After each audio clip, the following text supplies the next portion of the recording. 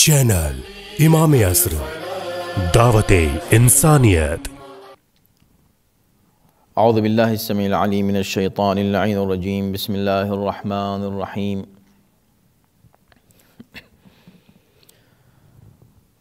الحمد للہ رب العالمین والصلاة والسلام علی سیدنا و نبینا و مولانا ابی القاسم محمد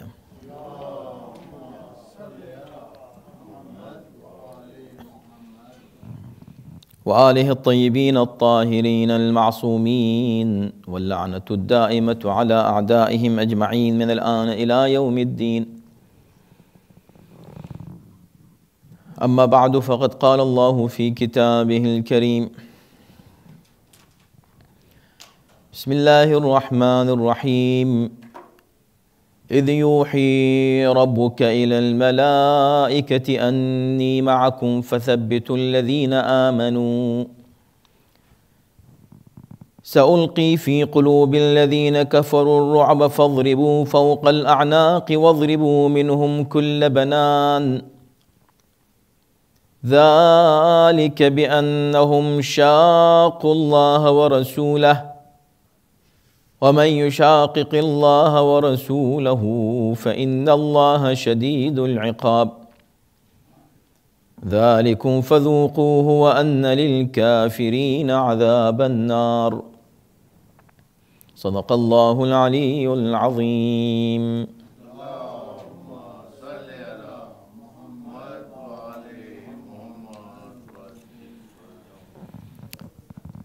اور جب تمہارا پروردگار فرشتوں کو وحی فرما رہا تھا کہ صاحبان ایمان کو ثابت قدم رکھو، میں کافروں کے دلوں میں رعب ڈال دوں گا، لہذا تم ان کی گردنوں پر ضرب لگاؤ اور ان کی ہر پور پر چوٹ مارو۔ یہ اس لیے کہ ان لوگوں نے اللہ و رسول کی مخالفت کی ہے، اور جو اللہ و رسول سے مخالفت کرتا ہے اسے سخت سزا، اللہ اسے سخت سزا دینے والا ہے۔ یہ تمہاری سزا ہے، اسے چکھ لو، اور کافروں کے لیے جہنم کا عذاب بھی ہے۔ حضرات، یہ تین آیتیں جو آج ہم نے پڑھی ہیں، یہ اسی واقعے کا تسلسل ہے جسے اس سورہ میں پیش کیا گیا ہے۔ یعنی اس سورہ کی تھیم اصل میں اگر دیکھا جائے تو واقعہ بدر ہے، اور اس سے جو دروس حاصل ہوئے ہیں اور حاصل ہونے چاہیے مسلمانوں کو، اس کا ذکر کیا جا رہا ہے۔ اب یہاں اذ کا لفظ جہاں استعمال ہوتا ہے عربی میں، یہاں پر خاص طور پر قرآن مجید میں جگہ جگہ یہ لفظ اذ استعمال ہوتا ہے۔ اذ سے بات شروع ہوتی ہے، یعنی یاد کرو وہ وقت، وہ لمحہ، وہ موقع، یہ مطلب ہوتا ہے اس کا۔ تو یاد کرو وہ وقت بھی جب کہ پروردگار تمہارا ملائکہ کو وحی کر رہا تھا۔ اس سے پہلے کی جو آیت ہم نے پڑھی تھی اس میں بھی وہ آیت بھی اذ سے شروع ہوتی ہے، اذ یغشیکم النعاس امنۃ۔ یاد کرو وقت جب کہ نیند تم پر غالب آ گئی تھی۔ تو یاد کرو وقت کا مطلب یہ ہے کہ کچھ ایسے حالات، اور اس سے پہلے بھی جو آیت ہے اذ تستغیثون ربکم فاستجاب لکم، آیت نمبر 9 میں، یاد کرو وقت جب کہ تم اپنے رب کو پکار رہے تھے۔ تو یعنی یہ وہ موقع ہیں، واقعہ ایک ہی ہے لیکن ہر واقعے میں کچھ خاص ایسے موقع ہیں جنہیں یاد دلایا جا رہا ہے کہ وہ وقت بھی یاد کرو، وہ وقت بھی یاد کرو۔ اس کا مطلب یہ خاص ایک موقع ہے جسے یاد رکھنے کی ضرورت ہے۔ یاد کیوں رکھنا ہے؟ کہ اس میں کچھ دروس ہیں اور کچھ لیسنس ہیں کہ جنہیں حاصل کرنا ضروری ہے مسلمانوں کو۔ یعنی ایک ہسٹری ہے جو پیش کی جا رہی ہے، واقعہ پیش کیا جا رہا ہے۔ تاریخ اس لیے دہرائی جاتی ہے، اس لیے اسے یاد رکھا جاتا ہے کہ تاکہ اس سے کچھ حاصل کیا جا سکے۔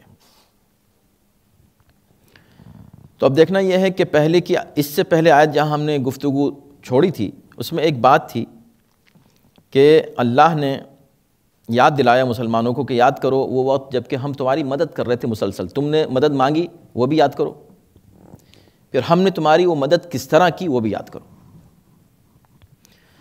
تو اذ تستغیثون ربکم، یاد کرو جب تم خدا سے استغاثہ کر رہے تھے، تڑپ کے دعا مانگ رہے تھے، فریاد کر رہے تھے۔ پھر یہ بھی یاد کرو کہ تم پر اللہ نے نیند طاری کر دی، امنتن منہ، تاکہ تمہیں سکون حاصل ہو جائے، وہ جو بے چینی ہے تمہاری وہ ختم ہو جائے۔ وَيُنَزِّلُ عَلَيْكُم مِّنَ السَّمَاءِ مَاءً، اور آسمان سے تمہارے لیے اللہ نے بارش نازل فرما دی۔ یہاں پر گفتگو تھی ہماری گزشتہ درس میں، تو یہ بھی رحمت پروردگار تھی، اللہ کی مدد تھی کہ بارش ہو گئی۔ اب یہ بھی کمال ہے قرآن کا کہ جگہ جگہ آپ اس طرح کے اشارے پائیں گے کہ ہر چیز اللہ کے اختیار میں ہے، اور انسان کے عمل کا نتیجہ، یعنی اللہ کی رحمت اور اس کا غضب ممکن ہے ایک ہی ذریعے سے ہو، وہی ایک چیز سبب رحمت بن جائے، وہی ایک چیز سبب غضب الہی بن جائے۔ آسمان سے بارش کا ہونا یہاں رحمت ہے، اور خدا یاد دلا رہا ہے کہ دیکھو یہ رحمت پروردگار ہے کہ اس نے ایسے موقع پر تمہارے لیے بارش کا انتظام کر دیا، اور یہی بارش طوفان نوح کا سبب بھی بن جاتی ہے، عذاب کا سبب بھی۔ بلکہ اسی واقعے میں آپ دیکھ لیں، دو گروہ ہیں، بارش ایک ہی ہے، ایک کے لیے بارش مصیبت کا سبب بن گئی، ان کے لیے مشکلات کا سبب بن گئی، اور ایک گروہ کے لیے بارش ان کے اطمینان کا اور ان کے سکون کا اور ان کی خوشی کا سبب بن گئی۔ بارش ایک ہی ہے، بات ایک ہی ہے، اب انسان کی نیت کے اوپر ڈیپینڈ کرتا ہے کہ وہ اس کو کس انداز سے ریسیو کرتا ہے۔ تو چونکہ یہ مؤمنین تھے تو اللہ نے ان کے لیے اسی بارش کو جو کافروں کے لیے اللہ نے جس بارش کو سبب تکلیف و اذیت قرار دیا، وہی بارش ان کے لیے سبب امن بن گئی، امن و سکون اور اطمینان۔ وَيُنَزِّلُ عَلَيْكُم مِّنَ السَّمَاءِ مَاءً لِيُطَهِّرَكُم بِهِ، تاکہ اس آسمان سے آنے والے پانی کے ذریعے سے تمہیں پاک کر دے، اس لیے کہ ظاہر سی بات ہے کہ ان کے پاس پانی کی کمی ہو گئی تھی، اس کا ہم ذکر کر چکے ہیں، اور ان کے لیے طہارت کے لیے وضو غسل وغیرہ کے لیے پانی نہیں تھا۔ وَيُذْهَبَ عَنْكُمْ رِجْزَ الشَّيْطَانِ، اور اس پانی کے ذریعے سے جو آسمان سے نازل ہوا، اللہ تم سے شیطان کے رجز کو دور کر دے، رجز سے شیطان دور ہو جائے۔ اب یہ شیطان کا رجز دور ہو جائے کیا مطلب؟ تو اس کو ہم یوں لے سکتے ہیں کہ دو طرح کی نجاستیں ہوتی ہیں، ظاہری اور باطنی۔ ظاہری نجاست لیطہرکم بہ، اس ظاہری نجاست تم اپنے آپ کو پاک صاف کر لو، نہا دھو لیے، وضو کر لیا، ظاہری نجاست دور ہو گئی۔ ایک ہے نفس کی نجاست، اندرونی نجاست، وہ نجاست وضو کرنے سے نہیں جا سکتی، وہ نجاست غسل کرنے سے نہیں جاتی، وہ باطنی نجاست ہے۔ یعنی اگر کہیں کسی طرح کا کوئی شک و شبہہ تمہارے ذہن میں کہیں دور دور تک ہے، نصرت الہی کے سلسلے میں، وعدہ الہی کے سلسلے میں جو پیغمبر بار بار تم سے وعدہ کر رہے ہیں، اس میں بھی تم کو شک ہو رہا ہے کہ ہم اتنے سے چند لوگ اور اتنا بڑا لشکر، ہمارے پاس کوئی تیاری نہیں، وہ اس طرح کے شکوک تمہارے دل میں ہو سکتے ہیں، وہ خوف ہو سکتا ہے، وہ خوف اصل میں شیطانی وسوسہ ہے، اس لیے کہ شیطان اصل میں خوف ڈالتا ہے دلوں میں۔ تو ہم نے اس رجس کو دور کر دیا، تمہارے دلوں کو اطمینان، وَلِيَرْبِطَ عَلَىٰ قُلُوبِكُمْ، تمہارے دل مضبوط ہو جائیں، یہ مقصد تھا۔ شیطان نے جو تمہارے دلوں میں خوف ڈالا تھا وہ رجس سے، شیطان کا رجس ہے، وہ نجاست ہے، تو اس سے تمہارا دل مضبوط ہو جائے، وَيُثَبِّتَ بِالْأَقْدَامِ، اور تمہارے قدم ثابت ہو جائیں۔ اسی سے آگے بات بڑھے گی، لیکن یہاں پر رک کر تھوڑی سی ایک بات جس کا ہم نے وعدہ کیا تھا کہ ہم ذرا سے بات کریں گے اختصار کے ساتھ، ظاہر ہے کہ اس میں تفصیل میں ہم جا سکتے ہیں، لیکن ہمیں آگے بڑھنا ہے، جو آج 3 آیتیں پڑھیں۔ اس میں ایک بات یہ آ سکتی ہے کہ سوال پیدا ہو سکتا ہے کہ دو باتوں کا ذکر اس آیت میں کیا گیا ہے، ایک پاک کرنے کا، ایک رجس کے دور کرنے کا، اور یہی بات آیت تطہیر میں ہے۔ تو کیا اسے مسلمانوں کے لیے آیت تطہیر قرار دیا جا سکتا ہے؟ اور پھر اس آیت تطہیر کی کیا خصوصیت رہ جاتی ہے جو اہل بیت کے لیے مخصوص ہے؟ انما یرید اللہ لیذھب عنکم الرجس اہل البیت ویطہرکم تطہیرا۔ کیا فرق ہے دونوں میں؟ تو بہت زیادہ فرق ہے۔ پہلی بات تو یہ ہے کہ آپ یہ دیکھیں اس میں ینزل من السماء ماء لیطہرکم، قرآن کا کمال ہے واقعا بلاغت کا، سبحان اللہ۔ اسے کمپیر اس آیت کو اس آیت سے قطعاً کمپیر نہیں کر سکتے، الفاظ ضرور ایسے ہی ہیں، بڑے گویا کہ ملتے جلتے ہیں، لیکن ایسا نہیں ہے۔ لیطہرکم، تاکہ تمہیں پاک کر دے، وہاں پر بھی یہی ہے، انما یرید اللہ لیذھب عنکم الرجس اہل البیت ویطہرکم، وہاں پر بھی مقصد یہ ہے کہ تمہیں پاک کرے، یہاں بھی مقصد یہ ہے کہ تمہیں پاک کرے۔ تو جب دونوں کے لیے ایک ہی لفظ استعمال ہوا ہے تو فرق کیا ہے بھائی؟ تو اگر یہاں صرف لیطہرکم کہا جاتا تب شاید کسی طرح کمپیر کر سکتے تھے اس آیت سے، حالانکہ پھر بھی نہیں کر سکتے، میں ابھی بتاؤں گا کیوں۔ لیکن یہاں لفظ بھی استعمال کر دیا، تاکہ ہم تمہیں پاک کر دیں اس پانی کے ذریعے سے۔ کا مطلب کیا ہوا؟ یعنی اس طہارت کو محدود کر دیا اس طہارت سے جو پانی کے ذریعے کی جاتی ہے۔ وہ طہارت جو پانی کے ذریعے کی جاتی ہے اس طہارت کی بات ہو رہی ہے۔ وہاں کیا ہے؟ لیطہرکم، مطلق طہارت ہے، ابسولوٹ طہارت ہے جو اللہ کی طرف سے ان کو عطا ہو رہی ہے، اور وہ طہارت بھی پھر اس کی تاکید ہے، لیطہرکم ویطہرکم تطہیرا، جو حق کے طہارت ہے، جو حق کے پاکیزگی ہے وہ ادا ہو جائے، اس طرح ہم تم کو پاک کر دیں۔ کہاں یہ اور کہاں وہ آیت، کتنا فرق ہے دیکھیں۔ تو دو بڑے فرق ہوئے، ایک تو بھی سے محدود کر دے کہ بھی پانی والی طہارت ہے، اللہ ہمیشہ چاہتا ہے کہ تم کو اس پانی کے ذریعے سے، جو پاک پانی ہے اس کے ذریعے سے تم کو ہم پاک کر دیں۔ اور اسی لیے مستحب ہے کہ جب آپ وضو کریں تو یوں کہیں کہ الحمدللہ الذی جعل الماء طہورا ولم یجعلہ نجسا، کہ اللہ کا شکر ہے جس نے پانی کو پاک قرار دیا، اس کو نجس نہیں بنایا۔ اس پانی کے ذریعے سے ہم اپنے آپ کو پاک کر لیتے ہیں۔ تو اپنے جسم کی طہارت صرف پانی سے ہوتی ہے، آپ پانی سے روح کو پاک نہیں کر سکتے، آپ پانی سے روحانی برائیوں کو دور نہیں کر سکتے۔ وہاں اللہ نے ہر طرح کی برائی، ہر طرح کے رجس کو دور کرنے کی بات کی۔ اب دوسرا، وَيُذْهِبَ عَنْكُمْ رِجْسَ الشَّيْطَانِ، رجس، اچھا دو لفظ ہیں، ایک ہے رجس سین سے، ایک ہے رجز زے سے۔ قرآن میں دونوں الفاظ استعمال ہوئے، یہاں پر زے سے رجز ہے، رجز، رجز شیطان، رجس شیطان نہیں ہے۔ کیا فرق ہے دونوں؟ اور اتفاق ہے کہ قرآن میں 7 مرتبہ رجس سین سے استعمال ہوا ہے اور 7 مرتبہ زے سے استعمال ہوا ہے، رجس۔ فرق یہ ہے کہ رجز زے کے ساتھ جو استعمال ہوتا ہے یہ عذاب الہی کی طرف اشارہ ہے۔ جہاں جہاں لفظ رجز استعمال ہوا ہے اللہ کی ناراضگی، اللہ کا عذاب، اللہ کی طرف سے جو گویا کہ عقاب ہے اس کا، اس سے وہ مراد ہے۔ اور رجس یعنی ہم ساری آیات کا حوالہ دے سکتے تھے لیکن وقت نہیں ہے، ہمیں آگے بڑھنا ہے۔ آپ حضرات خود ریسرچ کر سکتے ہیں، اب تو آج کل بہت آسان ہے۔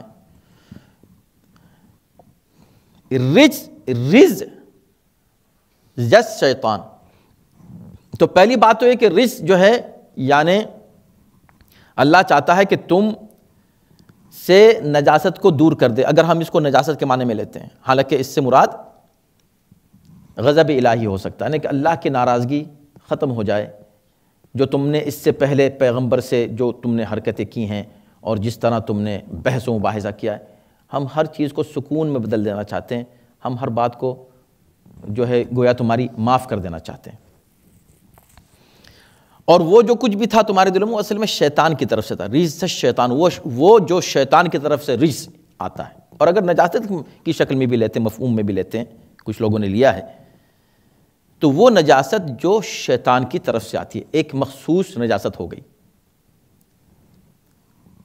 خوف دلاتا ہے۔ انما ذالکم الشیطان یخوف اولیاءہ، شیطان کا کام کیا ہے؟ وہ اپنے دوستوں کو ڈراتا ہے، خوف ان کے دلوں میں ڈالتا ہے۔ اللہ کیا کرتا ہے؟ لیربط علی قلوبکم، اللہ جو ہے دلوں کو مضبوط کرتا ہے، شیطان کیا کرتا ہے؟ کمزور کرتا ہے۔ اللہ اس کو دور کر دینا چاہتا ہے۔ تو بہرکیف یہاں پر بھی رجس جو ہے، ایک تو رجس نہیں ہے، رجس میں عمومیت ہے، ہر طرح کی نجاست کو رجس کہا جاتا ہے۔ حد یہ ہے کہ قرآن نے منافقین کو بھی رجس کہا ہے، رجس زے سے نہیں، سین سے، سین سے، یعنی ایک طرح کی نجاست ہیں وہ۔ فَأَعْرِضُوا عَنْهُمْ إِنَّهُمْ رِجْسٌ، ان سے بس ان کو چھوڑ دو ان کے حال پر، یہ رجس ہیں، یہ لوگ نجاست ہیں۔ اللہ نے وہاں پر اہل بیت کے لیے جو کہا، یہ نہیں کہا کہ ہم تم سے شیطان کے رجس کو اگر سین سے بھی مانا جائے، یعنی اس مفہوم میں مانا جائے، ہم تم کو شیطان کے رجس سے دور رکھیں گے یا شیطان کے رجس کو تم سے دور رکھیں گے، نہیں، عمومی مطلق ہر طرح کی برائی، ہر طرح کی نجاست، ظاہری باطنی، جو بھی نجاست ہو سکتی ہے وہ ہم تم سے دور رکھیں گے اہل بیت۔ یہاں پر کیا ہے؟ مخصوص کر دیا کہ صرف شیطان کا وہ رجس، وہ زے سے رجس ہے، وہ اس وقت وقتی طور پر تم سے ختم ہو جائے۔ ایسا نہیں کہ ہمیشہ کے لیے مسلمانوں ہم تم کو ایسا کرتے ہیں، ایسا کچھ نہیں، وہاں ہمیشگی ہے، وہاں کوئی وقت کا تعین نہیں ہے، وہاں کوئی بھی ایسا لفظ نہیں ہے جو اس کو محدود کر دے، طہارت کو یا نجاست کو، دونوں چیزوں کو محدود کرنے والا کوئی لفظ وہاں نہیں ہے، یہاں دونوں جگہ محدود کرنے والے الفاظ موجود ہیں۔ تو اس کا مطلب یہ کہ ان دونوں آیتوں کو بالکل کمپیئر نہیں کیا جا سکتا۔ یہ وقتی طور پر ان چند لمحوں کے لیے، ان دنوں کے لیے اللہ نے ان کی طہارت کا، ظاہری طہارت کا، پانی کا انتظام کر دیا۔ اس طہارت کا کہاں اور اس طہارت کا کہاں سے کوئی تعلق نہیں۔ یہاں پر رجس سے شیطان جو ان کو خوف دلا رہا تھا، اس کو ہٹا دیا، ان کے دلوں میں طاقت اور قوت پیدا کر دی اور ان کے دلوں کو مضبوط کر دیا، یہ بات ہو گئی۔ وَلِيَرْبَطَ عَلَىٰ قُلُوبِكُمْ وَيُثَبِّتَ بِهِ الْأَقْدَامَ۔ تو یہ بات اختصار کے ساتھ ہم نے عرض کر دی، امید ہے کہ انشاءاللہ کنفیوژن دور ہو جائے گا۔ اب اس کے بعد کی آیت ہے جو آج ہم نے پڑھی ہے، اِذْ يُوحِي رَبُّكَ إِلَى الْمَلَائِكَةِ أَنِّي مَعَكُمْ۔ اب وہ وقت بھی یاد کرو جب اللہ ملائکہ پر وحی فرما رہا تھا کہ اے ملائکہ میں تمہارے ساتھ ہوں، انی معکم، فثبتوا الذین آمنوا۔ تو جب آیت نمبر 9 میں کہا گیا کہ استستغیثون ربکم فاستجاب لکم، جب تم اللہ سے تڑپ کے دعا مانگ رہے تھے تو اللہ نے تمہاری دعا قبول کی، تو کیا کہا؟ انی ممدکم بألف من الملائکۃ مردفین، میں 1000 فرشتے نازل کرنے والا ہوں، مردفین، جو یک بعد دیگرے پیدر پہ آنے والے ہوں گے، تو مدد کرنے والا ہوں۔ لیکن کیسے کروں گا اس کا بھی خیال رکھیے۔ پروردگار ہر مدد جو بھی ہوتی ہے، آپ کو کہیں سے بھی کوئی مدد ملے، اس کی اوریجن جو ہے مدد کی، حقیقت اس مدد کی، ابتدا اس مدد کی، آغاز اس مدد کا اللہ کی طرف سے ہوتا ہے۔ وہ مدد ہوتی ہی خدا کی طرف سے، وہ کسی بھی شکل میں آ جائے آپ کے پاس، کوئی شخص آ جائے، کوئی فرد آ جائے، کوئی چیز، کوئی حالات ایسے بن جائیں، وقت ایسا ہو جائے، اتفاقات ایسے آ جائیں، یہ سب چیزیں جو ہیں اللہ کی طرف سے ہوتی ہیں۔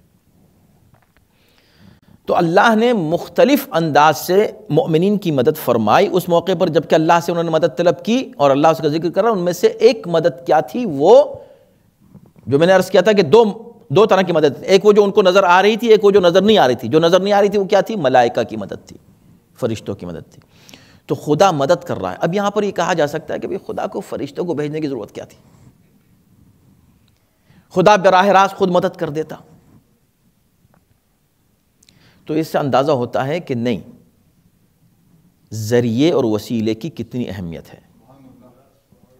اللہ مدد کر رہا ہے، براہ راست کر سکتا ہے، قادر مطلق ہے، بلا شبہ کر سکتا ہے۔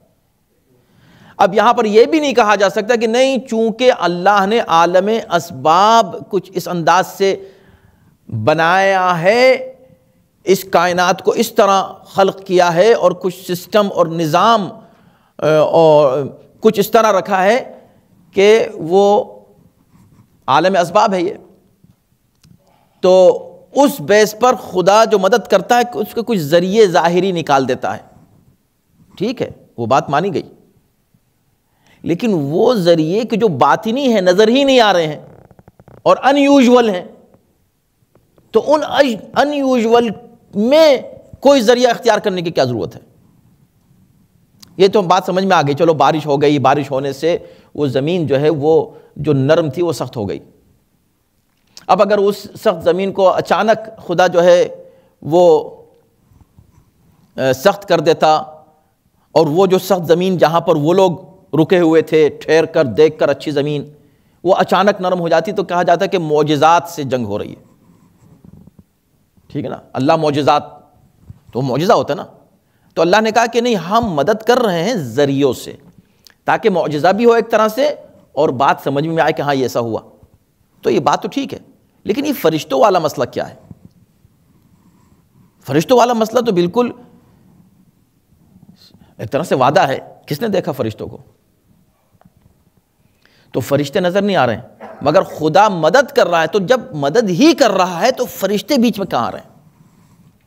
اس کا مطلب یہ کہ نہیں، فرشتے چونکہ اللہ کی معصوم مخلوق ہیں، تو خدا اپنی معصوم مخلوق سے اپنے بندوں کی مدد کرتا ہے۔ اور مدد کیسے ہو رہی ہے؟ مدد آپ کو مل جاتی ہے، آپ تک مدد پہنچ جاتی ہے، آپ کا کام ہو جاتا ہے۔ یہ کام ہو جانا ہی اس بات کی دلیل ہے کہ آپ کی مدد ہو گئی، اللہ نے ان ذریعوں سے مدد کر دی۔ لیکن اس میں کوئی شرک نہیں ہوا کہ اللہ نے کو ضرورت تھی فرشتوں کی، ضرورت نہیں تھی۔ اللہ بھی مدد کرتا ہے اس انداز سے کہ اپنے فرشتوں کو ذریعہ بنا دیتا ہے مدد کا۔ تو اگر اللہ فرشتوں کو ذریعہ بنا سکتا ہے، تو اللہ اپنے ان خاص بندوں کو جو فرشتوں سے بدرجہ بہتر اور اولا اور افضل ہیں، ان کو مدد کا ذریعہ کیوں نہیں بنا سکتا؟ بے شک ان کو بنا سکتا، مگر شرط یہ ہے کہ خدا کی طرف سے آئے، آپ کی طرف سے نہیں جائیں۔ یہ میں اس کو کئی بار عرض کر چکا ہوں، بہت ہی سمپل اس کا طریقہ ہے سمجھنے کا کہ کہاں شرک ہو جاتا ہے۔ اگر آپ مدد کا کوئی ذریعہ خود بنا لیں، وہیں شرک ہو جاتا ہے۔ اللہ بنائے، یہی توحید ہے۔ تو چونکہ فرشتے خدا کی طرف سے آئے ہوئے ہیں، تو وہ آپ نے سوچا کہ فرشتوں نے ہاں مدد کی، اللہ کے ذریعے سے اللہ نے فرشتوں کے ذریعے سے مدد کی، یہ توحید ہے، اس میں شرک نہیں آیا۔ لیکن آپ خود اپنے ذہن میں کسی کا تصور کر لیں جس کا اللہ سے کوئی تعلق نہ ہو، آپ نے بنا لیا ہو اور آپ نے کہا مجھ کو مدد وہاں سے مل گئی، انہوں نے مدد کر دی، انہوں نے مدد کر دی۔ اب میں اس ڈیٹیل میں چلے جاؤں گا تو پھر وہ ذرا رخ دوسرا چلا جائے گا کہ جو قبر پرستی کی بات کی جاتی ہے، تو بات وہی ہے کہ جو قبریں ہیں ان پہ جا کر آپ اگر کچھ اپنی خواہشات طلب کر رہے ہیں تو کسی طرح جائز نہیں ہے۔ کیوں؟ اس لیے کہ یہ کون ہے؟ یہ کون ہے؟ ان کو اللہ نے بنایا ہے، ان کو اللہ نے کچھ معین کیا ہے، ان کا اللہ نے انتخاب کیا، اللہ سے ان کا کوئی تعلق ہے، بڑے ولی اللہ ہیں۔ ولی اللہ تو ہر شخص اپنے تقویٰ کے ذریعے سے، آپ کتنی بھی منزلوں پہ پہنچ جائیں، متقی ہو جائیں، پرہیزگار ہو جائیں، نیک ہو جائیں، آپ خود اچھے ہیں، لیکن کیا اللہ نے آپ کا انتخاب کیا ہے کسی کام کے لیے؟ اللہ نے نہیں کیا۔ ہاں، نبی ہے اور امام ہے، اس کا انتخاب چونکہ خدا کی طرف سے ہوتا ہے، تو پھر اس میں وہ صلاحیتیں پیدا ہو سکتی ہیں جو خدا ان کو دے سکتا ہے۔ ہم کسی کو بنائیں کہ بھئی اس کو اللہ نے بنا دیا، اللہ نے اس کو کچھ نہیں بنایا، یہ تو خدا ہی کو معلوم ہے کہ اللہ نے کس کو کیا بنایا۔ لیکن عہدے جب اللہ کی طرف سے آ جائیں، پھر وہ یقیناً اس قابل ہیں کہ ہم ان سے اس طرح کی مدد کی توقع رکھ سکیں جیسے فرشتوں سے اللہ نے یہاں مدد کی ہے۔ تو یہ بات ہے، اللہ فرشتوں کو حکم دے رہا ہے۔ دیکھیں اسی بات کی جو میں نے بات ابھی عرض کی، مزید تفصیل یہاں پیش کی ہے۔ فَثَبِّتُوا الَّذِينَ آمَنُوا، اے فرشتوں جو ایمان لائے ہیں ان کے قدم ثابت کر دو، ثابت قدم رکھو ان کو۔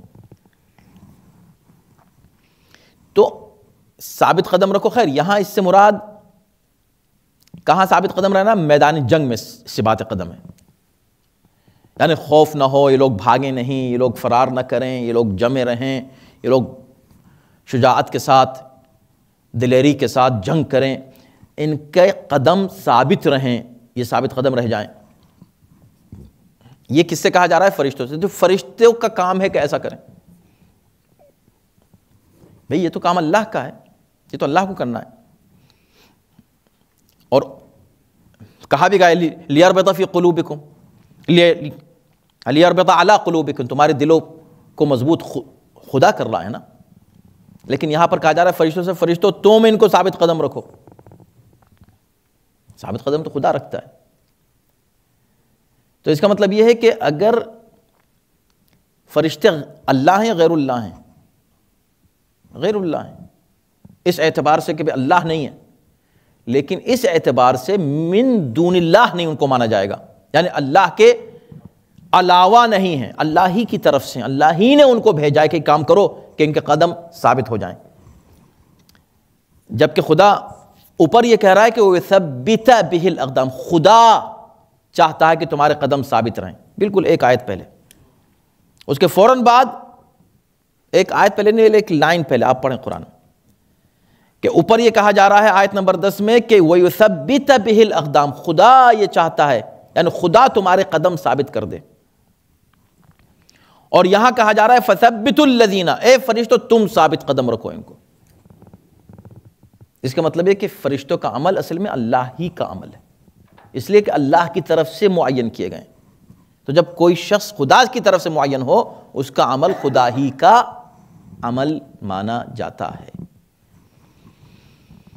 سَأُلْقِي فِي قُلُوبِ الَّذِينَ كَفَرُوا الرُّعْبَ، اب پھر پلٹ گئی بات ہے، کبھی فرشتوں سے کہا جا رہا ہے، کبھی خود اللہ کہہ رہا ہے میں ایسا کروں گا، اور میں کافروں کے دل میں رعب پیدا کر دوں گا۔ خوف، رعب یعنی کیا؟ خوف، ہیبت، میں کافروں کے دل میں رعب میں پیدا کر دوں گا، ثابت قدم تم رکھو۔ تو اس کا مطلب کیا ہوا کہ کہیں یہ بالکل اسی طرح ہے جیسے جب موت آتی ہے تو روح کون قبض کرتا ہے؟ فرشتے، کہیں کہا فرشتے، کہیں کہا فرشتہ، کہیں کہا اللہ روح قبض کرتا ہے۔ تو اصل میں تو روح خدا ہی قبض کرتا ہے، لیکن اگر فرشتے آ کر روح قبض کریں تو وہ اصل میں اللہ ہی کی طرف اس عمل کی نسبت دی جائے گی، کیونکہ وہ اللہ کی طرف سے معین کردہ فرشتے ہیں۔ اسی طرح یہاں یہ باتیں ہو رہی ہیں نا، کبھی فرشتوں کی طرف نسبت دی جا رہی ہے مدد کی، کبھی اپنی طرف جو نسبت دی جا رہی ہے مدد کی، یہ سب ایک ہی بات ہے، یہ الگ الگ باتیں نہیں ہیں۔ انسانی نہ سوچے کہ خدا کو ضرورت پڑ رہی ہے فرشتوں کی، خدا کو فرشتوں کی ضرورت نہیں ہے، لیکن یہ ہمت دلانے کے لیے، حوصلہ بڑھانے کے لیے مسلمانوں کا بتایا جا رہا ہے کہ خدا کس طرح مدد تمہاری کر رہا ہے۔ فرشتے آ گئے ہیں، اے فرشتوں تم ان کو ثابت قدم رکھو۔ اب ظاہر سی بات ہے کہ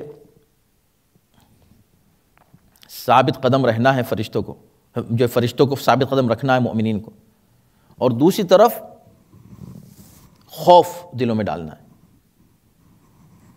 تو دو کام ہوئے وہاں، ایک طرف کافروں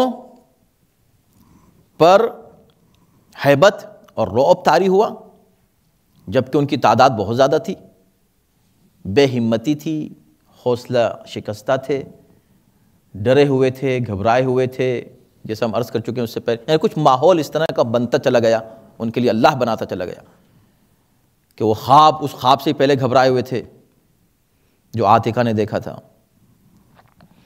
اس کے بعد جو حالات تھے وہ کیفیت تھی، اور پھر مسلمانوں کہ بے سر و سامانی کے باوجود ان کی ہمت، ان کی شجاعت کو دیکھ کر گھبرائے ہوئے تھے کافر. وہاں خوف طاری تھا، یہاں ہمت تھی، جوش تھا، ولولہ تھا، شجاعت تھی.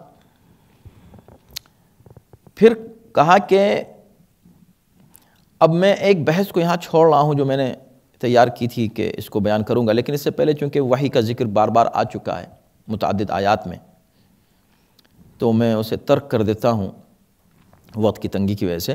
اور وہ یہ تھا کہ اذ یوحی ربک الی الملائکہ، اللہ وحی کر رہا ہے ملائکہ پر. اس کا مطلب ہے کہ ملائکہ پر بھی وحی ہوتی ہے، اور وحی ہونے کا مطلب یہ نہیں ہے کہ جس پر وحی ہو جائے وہ نبی ہے. وحی کی قسمیں ہیں، انبیاء پر، فرشتوں پر، خاصان خدا پر جیسے موسیٰ پر، اور فطرت کے اعتبار سے شہد کی مکھی پر. اشارہ و کنایہ کے طور پر حضرت زکریا ایک بات کہہ رہے ہیں تو اس کو کہا کہ فخرج علی قوم من المحراب فاوحا الیہم، انہوں نے اشارہ کیا ان سبحوہ بکرۃ و عشیا، یعنی زکریا نے وحی کی ان پر، ان لوگوں پر. وَكَذَلِكَ جَعَلْنَا لِكُلِّ نَبِيٍّ عَدُوًّا شَيَاطِينَ الْإِنسِ وَالْجِنِّ يُوحِي بَعْضُهُمْ إِلَى بَعْضٍ. شیاطین جو ہیں انس و جن کے ایک دوسرے پر وحی کرتے ہیں. ان الشیاطین لیوحون الی اولیائہم، یہ سورہ انعام میں ہم لوگ پڑھ چکے ہیں اس پر. شیاطین اپنے اولیاء پر وحی نازل کرتے ہیں. حد یہ ہے کہ اللہ جو ہے بے جان چیز پر بھی وحی فرماتا ہے. بِأَنَّ رَبَّكَ أَوْحَى لَهَا إِذَا زُلْزِلَتِ الْأَرْضُ زِلْزَالَهَا وَأَخْرَجَتِ الْأَرْضُ أَثْقَالَهَا وَقَالَ الْإِنسَانُ مَا لَهَا. انسان کہے گا اے زمین تجھے کیا ہو گیا جب زلزلہ آئے گا زمین کو، تجھے کیا ہو گیا ہے؟ بِأَنَّ رَبَّكَ أَوْحَى لَهَا، رب نے اس زمین پر. تو اس کا مطلب یہ ہے کہ حکم کے معنی میں. تو مختلف معانی میں وحی آتی ہے. بس مختصر یہ کہ وحی کا لفظ اگر کہیں استعمال ہو، جیسے حدیث قصہ میں وحی کا لفظ استعمال ہوا ہے جمع کے صیغے میں. حضرت جبرائیل کہتے ہیں کہ ان اللہ قد اوحا الیکم، اللہ نے آپ پر وحی کی ہے، آپ پانچوں پر. تو نبی پر جو وحی کی ہے وہ نبوتی وحی ہے جو نبی پر ہوتی ہے، رسول پر. باقی جو 4 پر وحی ہوئی ہے وہ وحی نہیں ہے، وہ نبوت والی وحی نہیں ہے. اس میں گھبرانا نہیں چاہیے، ارے ان پہ وحی ہو گئی، ارے ان کو رسول بنا دیا، ایسا کچھ نہیں ہے. تو قرآن مجید میں وحی کا استعمال مختلف مفاہیم میں ہوا ہے، الہام اور القاء کے مفہوم میں بھی ہوا ہے. اور وحی جو انبیاء کے لیے انا اوحینا الیک کما اوحینا الی نوح والنبیین من بعدہ، آپ پر وحی کی، انبیاء پر، نوح پر اور ان کے بعد آنے والے انبیاء پر. تو انبیاء پر وحی ہوتی ہے.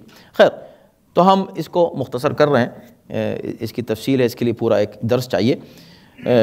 تو یہاں پر جو وحی کی بات ہو رہی ہے ملائکہ پر، وہ اصل میں یہی ہے، القاء ہے، یعنی کہ اللہ نے ملائکہ کو یہ پیغام بھیجا، یہ دیا، یہ کہا، انہیں یہ اللہ کی طرف سے حکم ملا کہ تم ایسا کرو. فَاضْرِبُوا فَوْقَ الْأَعْنَاقِ وَاضْرِبُوا مِنْهُمْ كُلَّ بَنَانٍ. اب فرشتوں کو حکم یہ دیا جا رہا ہے کہ تم انہیں کسی کافروں، میں تو کافروں کے دلوں میں خوف ڈال دوں گا. ایک کام تو یہ ہو جائے گا. دوسرا یہ ہوگا کہ تم یہ کرنا کہ ان کے گردن کے اوپر ضرب لگاؤ، گردن پر، اور ان کے ہر پور پر. یہ پور بنان، بنانت کی جمع ہے، بنانتن کی جمع ہے بنان. دوسری جگہ فرمایا ہے قرآن میں بلا قادرین علی ان نسوی بنانا یحسب الانسان ان لن نجمع عظامہ. سورہ قیامت میں ہے کہ بھئی یہ انسان سمجھتا ہے کہ ہم اس کی ہڈیوں کو جمع نہیں کر سکتے، ہم تو اس کی انگلیوں کے پورے بھی بنا سکتے ہیں. تو انگلی کی جو پور ہے اسے بنانا کہتے ہیں، اور تمام پوروں کو یعنی اگر جمع کا صیغہ استعمال ہو تو بنان کہتے ہیں. ہم اس کے بنان بھی بنا سکتے ہیں، قرآن نے کہا سورہ قیامت میں. اس کا مطلب یہ کہ یہاں پر بنان ان کی ہر پور پر. یہ پور پر مارو کیا مطلب؟ گردن پہ مارو، پور پہ مارو. پہلی بات تو یہ کہی گئی کہ یہاں یہ حکم کس کو دیا گیا ہے، فرشتوں کو یا مسلمانوں کو؟ دونوں طرح کی آراء پیش کی گئی ہیں کہ مسلمانوں سے بھی کہا گیا کہ تم اس طرح کی، یعنی مطلب یہ ہے کہ بھئی ایک تم جنگ کر رہے ہو، جنگ میں تمہارے پاس اپرچونیٹیز بہت کم ہیں، بہت کم وقت ہے، کام زیادہ ہے، لشکر بہت بڑا ہے، تم لوگ کم ہو، تو اپنی ضرب بھی تم ضائع مت ہونے دو، ایسی جگہ ضرب لگاؤ جو بس کارآمد ہو، ہر ضرب کارآمد ہو، اس لیے کہ ایک ضرب بھی اگر ناکارہ ہو گئی تو تمہارا مثلا 2 منٹ ضائع ہو گئے اور ایک ضرب تمہاری ضائع ہو گئی۔ ضائع مت کرو، اپنے ہر کام کو یوز کرو، جو تم کر رہے اپنے ریسورسز کو فل یوز کرو، لہٰذا تم ایسی جگہ مارو۔ تو 2 جگہوں کا ذکر کیا، ایک تو گردن اور دوسرے ہاتھ، اس لیے گردن پہ اگر ضرب لگے تو ظاہر ہے کہ بات ختم ہو گئی، وہیں پہ ختم ہو جائے گا۔ دوسرے اگر پوروں پر تو پھر ہاتھ، اچھا پور دونوں کو بنان کہا جاتا ہے، چاہے ہاتھ کے پوروں ہوں یا پیر کے، تو ہاتھ اور پیر پہ مارو، بس ان کے ہاتھ اور پیر اگر ضائع ہو گئے اور ان پر ضرب لگی تو پھر وہ جنگ کے قابل نہیں رہیں گے، ختم۔ تم آگے بس مارتے آگے بڑھتے چلے جاؤ، یا قتل کر دو، ختم کر دو، یا ان کے ہاتھ پیر بیکار کر دو، اور یہ کہہ کہ بس آگے بڑھتے چلے جاؤ، رکو نہیں، اور کوئی ضرب اپنی ضائع مت ہونے دو۔ کتنا زبردست یہ اسٹریٹجی ہے جو قرآن نے پیش کی۔ تو اس کے بعد کہا ذالک بانہم، یہ بڑی سزا ہے جو خدا دے رہا ہے ان کو مارو اور ہم روب ڈال دیں گے، یعنی ایک طرف سے خوف خدا ڈال رہا ہے، 2 چیزیں، ان کے دل میں خوف ڈال رہا ہے، ان کے دل میں حوصلہ، قوت، طاقت ڈال رہا ہے۔ تو مومنوں کے حوصلے بلند ہیں، ان کے حوصلے پست ہیں، سب اللہ کر رہا ہے، یہ سب کچھ اللہ کی طرف سے ہو رہا ہے، یہ سب انتظامات، ظاہری انتظامات بھی خدا کر رہا ہے اس طرح کے، اور غیر مرئی طور پر بھی اس طرح کے حالات خدا پیش کر رہا ہے کہ جس سے وہ ایسی کیفیت میں مبتلا ہو جائیں خوف کی، اور مسلمان ہمت کی۔ ذالک، یہ سب کیوں ہو رہا ہے؟ ان کے ساتھ ایسا کیوں ہو رہا ہے؟ کیوں خدا ان کو اس طرح کی سزائیں دے رہا ہے؟ ذالک بانہم شاقوا اللہ ورسولہ، یہ اس لیے دے رہا ہے کہ انہوں نے اللہ اور رسول کی مخالفت کی ہے۔ شاق شقاق سے ہے، شقاق شق سے ہے، ہم لوگ اردو میں بھی استعمال کرتے ہیں شق کرنا، کسی چیز میں شگاف پیدا کرنا، 2 چیزوں کو جدا کر دینا، اس کو شق کرنا کہتے ہیں، شقاق۔ یہ وہ لوگ ہیں جنہوں نے خدا اور رسول کی جو بہت ہی سخت اور شدید مخالفت ہوتی ہے نا، اس کو شقاق کہتے ہیں۔ یہ اس لیے ان کو سزا دی جا رہی ہے کہ انہوں نے اللہ اور رسول سے شقاق کیا، اللہ اور رسول سے انہوں نے دشمنی مول لی، اللہ اور رسول کی مخالفت کی، اور جو اللہ اور رسول کی مخالفت کرے فإن اللہ شدید، اللہ بڑا شدید ہے عقاب میں، سزا دینے میں ان لوگوں کو جو خدا اور رسول کی مخالفت کریں۔ اب اس کو اگر ہم دیکھیں، جلدی سے وقت تمام ہو رہا ہے ہمارا، قرآن مجید میں 3 جگہ اس طرح کی جو ہے نا اسی طرح کا مفہوم پیش کیا گیا ہے، بلکہ بعینہ ہی تقریباً اسی طرح کی آیت سورہ حشر آیت نمبر 4 میں ہے، اس کو پڑھیے گا۔ ذالک بانہم شاقوا اللہ ورسولہ ومن یشاق اللہ فإن اللہ شدید العقاب، وہاں پر بھی یہی بات کہی گئی ہے، اور یہ کہا گیا ہے، بس ایک فرق ہے کہ وہاں دوسرے حصے میں رسول کا ذکر نہیں ہے، یعنی ہم ان کو یہ سزا اس لیے دے رہے ہیں کہ چونکہ انہوں نے اللہ اور رسول کی مخالفت کی ہے، اور جو اللہ کی مخالفت کرتا ہے اللہ اس کو شدید عقاب دیتا ہے۔ یہاں کہا گیا اور جو اللہ اور رسول کی مخالفت کرتا ہے، وہاں کہا گیا جو اللہ کی مخالفت کرتا ہے۔ تو جو اللہ اور رسول کی مخالفت کرے، اس لیے ہم ان کو سزا دے رہے ہیں کہ اللہ اور رسول کی مخالفت کر رہے ہیں، اور جو اللہ کی مخالفت کرے، ہمارا رسول کا ذکر نہیں ہے۔ کیوں؟ یہ بتانا ہے کہ اصل میں رسول کی مخالفت اللہ ہی کی مخالفت ہے۔ کبھی بھی کوئی شخص رسول کی مخالفت کبھی کرے، یہ نہ کہے کہ یہ اس وقت کی میری مخالفت جو ہے ان کی مخالفت میں نے اس لیے کی ہے کہ یہ ابھی رسول کی حیثیت سے یہ بات نہیں کر رہے ہیں. ہمیشہ جب بھی کوئی شخص کبھی کسی منزل پر، گھر میں بھی، یعنی بیویوں نے ذرا سا اختلاف کیا، خدا کو برداشت نہیں ہوا، پورا سورہ نازل کر دیا. قبول ہوا اللہ کو؟ نہیں. اب وہ کہیں بھائی میرے شوہر ہیں، ہمارے گھر کی بات ہے، ہم آپس میں کچھ بھی کریں گا. کچھ نہیں، تمہارے شوہر نہیں ہیں، میرے رسول ہیں. رسول اللہ کی جو عظمت ہے اور ان کا جو مقام ہے وہ بس وما محمد الا رسول، بس رسول ہیں. بس ان کو رسول کی حیثیت سے دیکھو. چاہے تمہارا کچھ بھی رشتہ رسول سے ظاہری قائم ہو جائے، تم ان کی رسالت کو نظر انداز نہیں کر سکتے. یہ نہیں کہہ سکتے کہ یہ تو ہمارا فلاں رشتہ ان سے ہے اس لیے ہم ایسی بات کرنا ہے ان سے. تمہارا کوئی رشتہ نہیں سے، بس وہ رسول ہیں اللہ کے. تو اسی طرح مطلب اسی وجہ سے وہاں پر یہ بات کہے گی سورہ حشر آیت نمبر 4 میں. اس کے بعد سورہ نساء میں بھی ہم پڑھتے ہیں وَمَن يُشَاقِقِ الرَّسُولِ مِن بَعْدِ مَا تَبَيَّنَ لَهُ الْهُدَى وَيَتَّبِعْ غَيْرَ. اب یہ جنرل اسٹیٹمنٹ ہے کہ جو شخص بھی رسول کی مخالفت کرے جبکہ ہدایت کا راستہ اس کے لیے واضح ہو چکا ہے، اور وَيَتَّبِعْ غَيْرَ سَبِيلِ الْمُؤْمِنِينَ کے علاوہ کسی اور راستے کو اختیار کرے تو ہم اس کو اسی راستے پہ جانے دیں گے اور اس کو جہنم میں بھیج دیں گے، اور بدترین وہ ٹھکانہ ہے. تو اس کا مطلب یہ تیسری آیت تھی. تو اس طرح کی آیات ہیں قرآن مجید میں کہ نبی کی مخالفت، اس میں کوئی یہ نہ کہ میں تھوڑی سی مخالفت کی ہے، ذرا سی، ایک بات میں، ایک دن، یا ایسے ہی کوئی یہ کہے کہ میں نے بس تھوڑا سا شرک کیا ہے، اتنا سا شرک کیا ہے، صرف ایک دن کے لیے شرک کیا ہے بس، صرف خالی، باقی دن تو ہم نمازیں پڑھتے رہے، خالی ایک دن شرک کر لیا. چل سکتا ہے؟ نہیں چل سکتا. یہ بات قابل قبول نہیں. اسی طرح پیغمبر اسلام کی مخالفت کسی پیمانے پر کی جائے قابل قبول نہیں. جب نبی جو کہے بس اس کو مان لو، کوئی بہانہ نہیں کہ نبی یہ کہہ رہے تھے اور نبی اس لیے کہہ رہے تھے اور ہم اس لیے نبی کو قلم نہیں دے رہے ہیں اور اس لیے نبی کی بات نہیں سن رہے ہیں. کوئی بہانہ نہیں چلے گا. نبی کی مخالفت مخالفت ہے، قابل قبول نہیں ہے. ذالکم فذوقوہ وان للکافرین عذاب النار. یہ جو ہم عذاب کی بات کر رہے ہیں یہ تو دنیا کا عذاب ہے، جو ان کی حالت تم دیکھ رہے ہو، یہ جو آج ان کو شکست ملنے والی ہے، یہ جو ان کی ذلت ہے، یہ کیا ہے؟ یہ تو دنیا کی ہے. ذالکم، اور اس کو چکھو، اے کافرو یہ عذاب چکھو، اس لیے کہ تم نے رسول کی مخالفت کرنے والوں کو عذاب چکھانا ہے. خدا کو چکھو یہ عذاب. اور یہ عذاب صرف یہاں کا ہے. وَأَنَّ لِلْكَافِرِينَ عَذَابَ النَّارِ. اصل عذاب تو کافروں کو قیامت میں جہنم کا عذاب ملنے والا ہے. اس کی بھی تیاری کرو، اس کے لیے بھی آمادہ رہو.